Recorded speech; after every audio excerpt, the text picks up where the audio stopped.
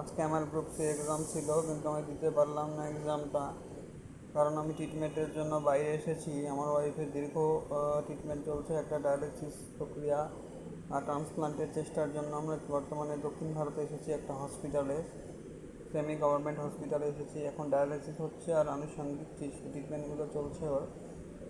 আর হচ্ছে neurogenic blood থেকে কিডনিটা খারাপ হয়েছিল ওর, আর স্পাইনেও প্রবলেম আছে, ওটাও ট্রিটমেন্ট এখন বাকি আছে। তা একটা দুটো ট্রিটমেন্ট হয়ে গেছে, কিছু টেস্ট হয়েছে, আরও কিছু বাকি আছে। তো পরীক্ষাটা দিতে পারলাম না, অনেক পরীক্ষা এবার দিতে পারলাম না, মনটা একটু খারাপ। কিন্তু কী করবো, আমাদের তো তারও কেউ নেই, আমার ওয়াইফের কেউ নেই, আমারও কেউ নেই। এখন ওকে ভালো করার জন্য এইটুকু ত্যাগ আমাদের করতে হচ্ছে। মানুষের সাহায্য নিয়ে আমরা এখানে এসেছিলাম, এখন মানুষের সাহায্যেই ট্রিটমেন্ট চলছে। নিজের তো ক্ষমতা নেই, কারণ নিজের সব কিছুই বিক্রি করে দিয়েছি 3টা লাইফ সেভিং সার্জারিতে। আর ও সব কিছু দিয়ে দিয়েছে। এরা দীর্ঘ ডায়ালিসিস, তার বারবার ভর্তি হয়েছিল অনেকবার। তারপর ডাক্তার টেস্ট, ওষুধপত্র মাসিক এগুলো চলছে, নিজে চিকিৎসাও করাতে পারছে না ঠিক করে। তো এখন আবার বাড়ির লোক উদাসীন বরাবরই, নিজেও কিছু করতে চাচ্ছি কিন্তু বললেও তো করতে পারছি না।